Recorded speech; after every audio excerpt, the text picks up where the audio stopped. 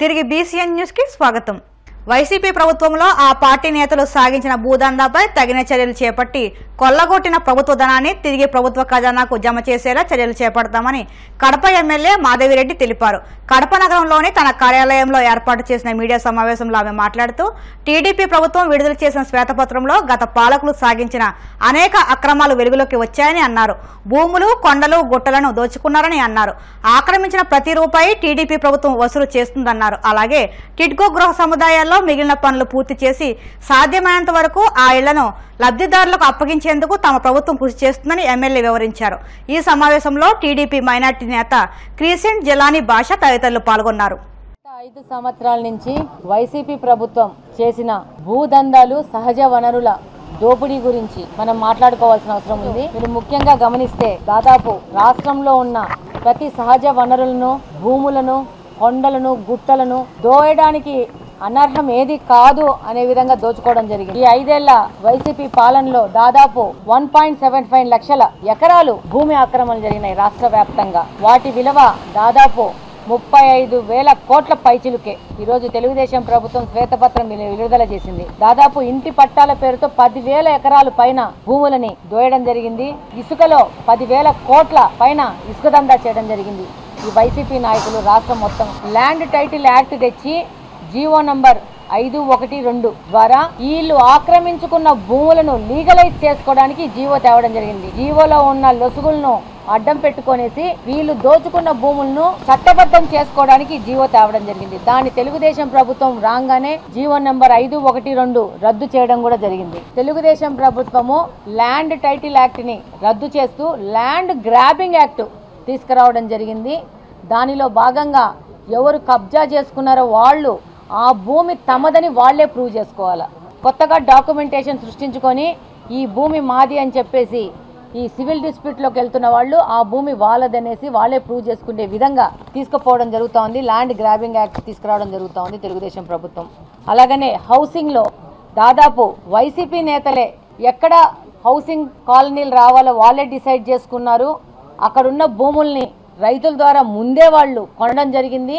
ఆ భూముల్ని మళ్ళా ప్రభుత్వానికి ఎక్కువ ధరకు అమ్మడం జరిగింది. దాదాపు గెలిచిన 151 మంది వైసీపీ ఎమ్మెల్యేలు ఈ 5 సంవత్సరాలు చేసిన ఒకటే వ్యాపారం ఏదంటే భూదందా వ్యాపారము. ఇన్సైడ్ ట్రేడింగ్ చేశారు వాళ్ళు కంప్లీట్గా చేసి ప్రభుత్వం యొక్క ధనాన్ని చాలా అధికారికంగా దోచుకున్నారు. ఈ తెలుగుదేశం ప్రభుత్వం అధికారంలో రాగానే ల్యాండ్ గ్రాబింగ్ వాళ్ళ మీద ఒక శ్వేతపత్రం విడుదల చేయడం జరిగింది. ఈ యొక్క వైసీపీ నాయకుల యొక్క బాగోతాలని చెప్పేసి దాంట్లో ప్రకటించడం జరిగింది. శ్వేతపత్రం ద్వారా ఈ రాష్ట్రాన్ని కొల్లగొట్టి భూదందాలు చేసిన వాళ్ళందరి దగ్గర నుంచి ప్రతి ఒక్క రూపాయి తెలుగుదేశం ప్రభుత్వం మళ్ళీ వసూలు చేసుకోవడం జరుగుతుంది. అది మళ్ళీ ప్రభుత్వ ఖజానాకు చేర్చడం జరుగుతుంది. ప్రభుత్వ ఆస్తి కొల్లగొట్టిన వాళ్ళందరి మీద శిక్షలు వేయడం కూడా జరుగుతుందని చెప్పి ఈ సందర్భంగా తెలియజేస్తున్నాం. కొండ ఏటవాలుగా ఉన్న చోట, రాళ్లు రప్పలు ఉన్న చోట జగనన్న కాలనీలు ఏర్పాటు జరిగింది. దీన్ని కూడా నేను ఇప్పుడు చెప్తా ఉండేది అదే. వీళ్ళు ఇలా పనికిరాని పొరంబోకు భూములందరినీ ఈ యొక్క వైసీపీ నాయకులు తక్కువ ధర కొనుక్కొని వాళ్ళే డిసైడ్ చేసి ఈ జగనన్న కాలనీలు అక్కడ ఇవ్వాలని చెప్పి డిసైడ్ చేసి ఇవ్వడం జరిగింది. వీటి మీద కూడా విచారణ జరపడం జరుగుతుంది. అలాగనే ఎక్కడెక్కడ ఇల్లులు కట్టుకున్నారో అక్కడ మెయిన్ సమస్య ఏమొస్తుందంటే నీళ్ల సమస్య ఉంది. రోడ్లు లేవు, కరెంట్లు లేవు. వీటికి కరెంటు, నీళ్లు, రోడ్లు ఇచ్చే విధంగా కూడా ముందుకు పోవడం జరుగుతుంది. దాని మీద కూడా కార్పొరేషన్ లో డిస్కషన్ జరిగింది కమిషనర్ గారితో. డెఫినెట్ గా వాటికి సంబంధించిన తదుపరి చర్యలు కూడా తీసుకోవడం జరుగుతుంది.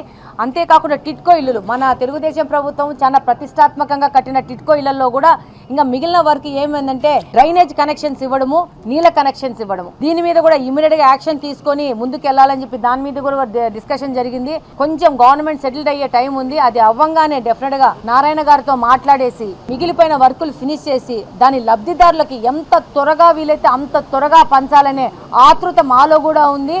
అన్ని విషయాలు మాకు సహకరిస్తే ఎంత తొందరగా ఉంటే అంత తొందరగా టిట్కో యొక్క వాళ్ళ ఇళ్ళ లబ్ధిదారులకి ఆ ఇల్లులు ఇచ్చి ఆ యొక్క సంతోషంలో భాగం కావాలని మేము కూడా కోరుకుంటున్నాం. తిరుమలలో ప్రక్షాళన దిశగా ఈవో శ్యామరావు మరో ముందడుగు వేశారు. కొండపై ఉన్న హోటల్స్లో ఈవో, ఫుడ్ సేఫ్టీ అధికారులు ఆకస్మికంగా తనిఖీలు చేశారు.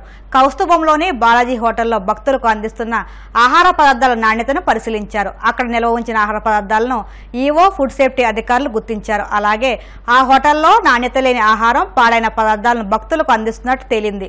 తిరుమలలో పెద్ద పెద్ద హోటల్స్కు టీటీడీ అనుమతించిన విషయాన్ని టీటీడీ ఈవో జె శ్యామరావు గుర్తు చేశారు.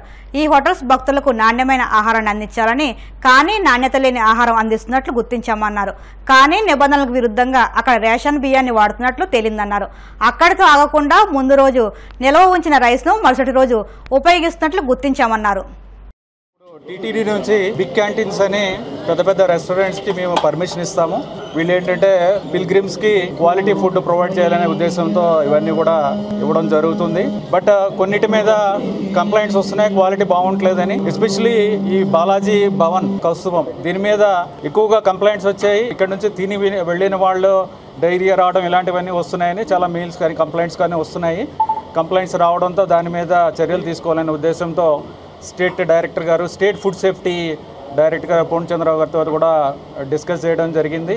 వాళ్ళ టీం కూడా ఇవాళ ఇక్కడికి వచ్చారు. తర్వాత మా టీటీడీ టీం నుంచి జాయింట్గా ఈ మొత్తం అంతా కూడా ఇన్స్పెక్ట్ చేయడం జరిగింది. దారుణంగా ఉంది లోపల. అన్ఫార్చునేట్లీ కిచెన్ కూడా చాలా అన్హైజీనిక్గా ఉంది. ఫుడ్ సేఫ్టీ డైరెక్టర్ గారు చెప్పడం ప్రకారం ఇవన్నీ కూడా ప్రొహిబిటెడ్ కలర్స్ వాడటం, లేకపోతే పప్పు చాలా నాసి రకం పప్పు, లేకపోతే నిల్వ పాడైపోయిన పప్పు, అలాగే ఫ్రిడ్జ్ లో కూడా ప్రొహిబిటెడ్ కలర్స్, ఈ కలర్స్ వాడకూడదని చెప్తున్నారు. ఈ ఎంఎస్జీ అజినోమోటో అంటారు, ఇది ప్రొహిబిటెడ్. తర్వాత ఈ కుళ్ళిపోయిన పాడైపోయిన ఇవి ఇప్పటికించి దాన్ని ఫ్రిడ్జ్ లో పెట్టారు, ఫ్రీజ్ చేశారు. తర్వాత రైస్ లో కూడా ప్రాబ్లమ్స్ ఉన్నాయి, చాలా ఇష్యూస్ ఉన్నాయి. కిచెన్ క్లీన్లీనెస్ కానీ లోపల అసలు చాలా అన్హైజీనిక్ గా ఉంది. ఫుడ్ సేఫ్టీ నుంచి చర్యలు తీసుకుంటారు దీని మీద. బాలాజీ భవన్ ఇన్స్పెక్ట్ చేస్తే చాలా దారుణంగా ఇంటర్నేషనల్ ఫేమ్ ఉన్న మన తిరుమల దేవస్థానానికి వచ్చే భక్తులకి ఈ రకమైన ఫుడ్ సప్లై చేస్తున్నారా అనేది మీ కళ్ళకు కనపడతానే ఉంది. కిచెన్ వెరిఫై చేస్తే శానిటైజింగ్ కండిషన్స్ చాలా దారుణంగా ఉన్నాయి. శానిటైజింగ్ కండిషన్స్ ఎక్కడా ఫాలో చేయట్లేదు. మొత్తం వాటర్ స్టాగ్నేట్ అయి ఉంది, వాసన వస్తూ ఉంది. తర్వాత స్టోర్ రూమ్కి వెళ్తే అన్ని అనైజెనిక్ కండిషన్లో స్టోర్ చేసి ఉన్నాయి. ప్లస్ కల్తీల మయం. పచ్చిపప్పు అయితే కలర్తో కూడా ఉంది, మినపగుళ్ళు అయితే పౌడర్తో ఉంది. తర్వాత ఎంహెచ్ఏ మోనోసోడియం గ్లూటమేట్ ఏదైతే ప్రొహిబిట్ చేసామో అది మొత్తం 50 ప్యాకెట్లు సుమారు ఉన్నాయి. తర్వాత ప్రొహిబిటెడ్ కలర్స్ ఏదైతే ఫుడ్లో వాడొద్దని చెబుతున్నామో కార్సినోజెనిక్ WHO రీడింగ్స్ ప్రకారం 8.5కి రీచ్ అవుతున్నారు. 100లో 85 మంది క్యాన్సర్ వచ్చేదనే కారణం, మెయిన్ కారణం కార్సినోజెనిక్ ఫుడ్ ఇది. దీన్ని వాడుతూ ఉన్నారు. తర్వాత ఇంకొక దారుణమైన విషయం ఏంటంటే పీడిఎస్ రైస్ ఈ ప్రెమిసెస్లో ఎక్కడా పీడిఎస్ రైస్ ఉండకూడదు. పబ్లిక్ డిస్ట్రిబ్యూషన్ సిస్టమ్ రైస్ని వీళ్ళు పబ్లిక్కి ఆహారంగా అన్నంగా వండి పెడతా ఉన్నారు. ఫోర్టిఫైడ్ కెర్నల్స్ దీంట్లో కలిపి ఉన్నాయి. ఫోర్టిఫైడ్ కెర్నల్స్ ఎక్కడా కూడా పీడిఎస్ రైస్తో తప్ప ఎక్కడా కలిపి ఉండవు. గవర్నమెంట్ వారు మంచి ఉద్దేశంతో ఫోర్టిఫై చేసి ప్రజలకు సప్లై చేస్తూ ఉన్నారు. ఆ రైస్ని వీళ్ళు వాడుతూ ఉన్నారు. తర్వాత ఇంకో దారుణమైన విషయం ఏంటంటే నిన్న వండిన అన్నాన్ని ఫ్రీజ్ చేసి, మిగిలిపోయిన అన్నాన్ని ఫ్రీజ్ చేసి ఇవాళ వడ్డించడానికి రెడీగా ఉంది. తర్వాత అన్ని రకాలైన ప్రిపేర్డ్ ఫుడ్స్ ఏది ఫ్రీజ్ చేయడానికి వీల్లేదు. కూరలు ఫ్రీజ్ చేశారు, రైస్ ఫ్రీజ్ చేశారు, కూరలు కూడా హాఫ్ బాయిల్డ్ చేసి ఫ్రీజ్ చేశారు. కుళ్ళిపోయిన మరీ దారుణమైన విషయం ఏంటంటే బంగాళాదుంపలు నిన్న ఉడికించి ఫ్రిడ్జ్లో పెట్టి ఇవాళ వాడుతూ ఉన్నారు. ఎంత స్మెల్ వస్తుందంటే స్టైల్ ఫుడ్ అనమాట. 1, 2 కాదు, టోటల్ స్టైల్ ఫుడ్ వాడుతూ ఉన్నారు. తర్వాత నాన్ ప్రొహిబిటెడ్ వాడుతూ ఉన్నారు. ప్రిపేర్డ్ ఫుడ్ ఉందో ఎక్కడైతే చేస్తూ ఉన్నారు కిచెన్ చాలా దారుణమైన పరిస్థితిలో ఉంది. తర్వాత ఎక్కడైతే ఫుడ్ పెట్టాలి నిల్వ చేయాల్సిన ప్రదేశం అసలు లేదు వీళ్ళకి. డైరెక్ట్ కిచెన్ నుంచి తీసుకొచ్చి హాల్లో సర్వ్ చేస్తూ ఉన్నారు. ఫుడ్ సేఫ్టీ నామ్స్ ఏది పాటించట్లేదు. ఫుడ్ సేఫ్టీ లైసెన్స్ అనేది వీళ్ళు లేకుండా వ్యాపారం చేస్తూ ఉన్నారు. దీని మీద FSSAI యాక్ట్ ప్రకారం చర్యలు తీసుకోవడం జరుగుతుంది. ఏదైతే ఉన్నాయో ఇవన్నీ శాంపిల్ తీసి ల్యాబ్ పంపించి ఎనాలిసిస్ రిపోర్ట్ వచ్చిన తర్వాత వీళ్ళందరి మీద కఠినమైన చర్యలు తీసుకోవడం జరుగుతుంది. ద్విచక్ర వాహనంపై వెళ్లేటప్పుడు హెల్మెట్, కారు నడిపేటప్పుడు సీట్ బెల్ట్ తప్పకుండా వినియోగించాలని పిఠాపురం 12వ అదనపు జిల్లా జడ్జి ఏ వాసంతి సూచించారు. రాష్ట్ర హైకోర్టు ఆదేశాల మేరకు మండల legal services committee Pithapuram bar association ఆధ్వర్యంలో రోడ్డు భద్రతా నియమాలపై పిఠాపురంలో నిర్వహించిన అవగాహన ర్యాలీని జడ్జి వాసంతి ప్రారంభించారు. కోర్టు ఆవరణ నుంచి ప్రారంభమైన ఈ ర్యాలీ ఆర్టీసీ కాంప్లెక్స్ మీదుగా చర్చి సెంటర్ వరకు కొనసాగింది. పలువురు న్యాయవాదులు హెల్మెట్లు ధరించి ర్యాలీలో పాల్గొన్నారు. ఈ కార్యక్రమంలో senior civil judge A Babu, junior civil judge M Vijayarameshwari, bar association అధ్యక్ష కార్యదర్శులు పాల్గొన్నారు.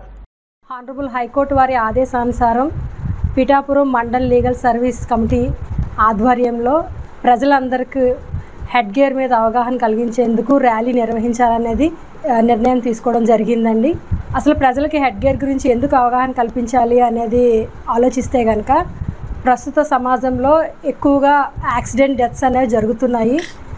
డేటా ప్రకారం చూస్తే కనుక 3700కు పైగా డెత్స్ జరిగితే ఆ డెత్స్లో హెడ్ గేర్ వేయకుండా ప్రయాణం చేయడం వల్ల చనిపోయిన వాళ్ళ సంఖ్య ఎక్కువగా ఉందండి. సో వీటిని అరికట్టాలంటే ఖచ్చితంగా ప్రజలందరూ 2 వీలర్ మీద ప్రయాణం చేసేటప్పుడు హెడ్ గేర్ ధరించి ప్రయాణం చేయాలి. అలాగే డ్రైవర్తో పాటు తమతో పాటు ప్రయాణం చేసే పిలియన్ రైడర్ ఎవరున్నారో వాళ్ళు కూడా హెడ్ గేర్ ధరించి ప్రయాణం చేయడం వల్ల యాక్సిడెంట్ అయినా కూడా తమను తాము ప్రొటెక్ట్ చేసుకోవడానికి అవకాశం ఉంటుంది. అంతేకాకుండా ఏ వైలేషన్స్ జరగనప్పుడు జరిమానా కట్టే పరిస్థితి ఉండదు. హెడ్ గేర్ వేసుకోకుండా ప్రయాణం చేయడం అనేది కూడా వన్ ఆఫ్ ది వైలేషన్ అండి. సో మీరు జరిమానా కట్టడం అనేది అవాయిడ్ చేయాలంటే ఖచ్చితంగా హెడ్ గేర్ వేసుకొని ప్రయాణం చేయండి. దాంతోపాటు ఇన్ కేస్ డెత్ జరిగినా లేదు అంటే ఇంజురీస్ కానీ జరిగినా కూడా మోటార్ యాక్సిడెంట్లో క్లెయిమ్ కోసం అనేది ఎంబీఓపీస్ అనేవి ఫైల్ చేయడం జరుగుతుందండి. అలా చేసినప్పుడు మీరు ఏమైనా వైలేషన్స్ చేస్తే కనుక అంటే హెడ్ గేర్ వేసుకోకపోవడం వన్ ఆఫ్ ది వైలేషన్ అని చెప్పున్నాను. అలాంటి సిచ్యువేషన్లో ఇన్సూరెన్స్ కంపెనీ వారు కూడా క్లెయిమ్ ఇవ్వడానికి ముందుకు రారు. అంటే మీకు మీరే నష్టం చేసుకున్న వాళ్ళు అవుతున్నారు హెల్మెట్ వేసుకోకుండా ప్రయాణం చేయడం వల్ల. దాంతోపాటు యాక్సిడెంట్ అయి ప్రాణాలు కోల్పోయినా లేదంటే ఇంజురీస్ ఏర్పడినా కూడా మీతో పాటు మీ ఫ్యామిలీ కూడా చాలా వరకు సఫర్ అయ్యే పరిస్థితి ఉంటుంది. ఇవన్నీ అవాయిడ్ చేయాలి అంటే మీరు హెడ్ గేర్ ధరించండి, రూల్స్ని అధిగమించకుండా ప్రయాణం చేయండి, మిమ్మల్ని మీరు ప్రొటెక్ట్. ఉత్తరప్రదేశ్లోని గోండా జిల్లాలో చండీగఢ్ డిబ్రూగఢ్ ఎక్స్ప్రెస్ రైలు పట్టాలు తప్పింది. దీంతో 4 ఏసీ బోగీలు బోల్తా పడ్డాయి. మరో 12 బోగీలు పక్కకూరిగాయి. ఈ ప్రమాదంలో 4 ప్రయాణికులు మృతి చెందగా దాదాపు 20 మందికి పైగా గాయపడినట్లు యూపీ ఉప ముఖ్యమంత్రి బ్రజేష్ పాఠక్ తెలిపారు. క్షతగాత్రులను సమీపంలోని ఆసుపత్రికి తరలించారు. ఘటనా స్థలంలో సహాయక చర్యలు కొనసాగుతున్నాయి. వార్తలు ముగించే ముందు ముఖ్యాంశాలు మరొక్కసారి. ఉండవల్లిలో ఏపీ మంత్రి నారా లోకేష్ ప్రజా దర్బార్. సమస్యలు విన్నవించుకునేందుకు భారీగా తరలివస్తున్న ప్రజలు.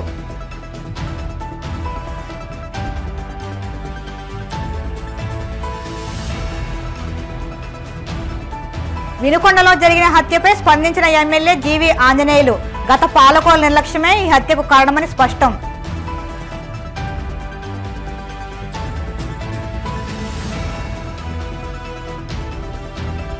కూటమి ప్రభుత్వంపై మాజీ మంత్రి గుడివాడ అమర్నాథ్ సెటైర్లు. దాడులు హత్యలపై శ్వేతపత్రం విడుదల చేయాలంటూ డిమాండ్.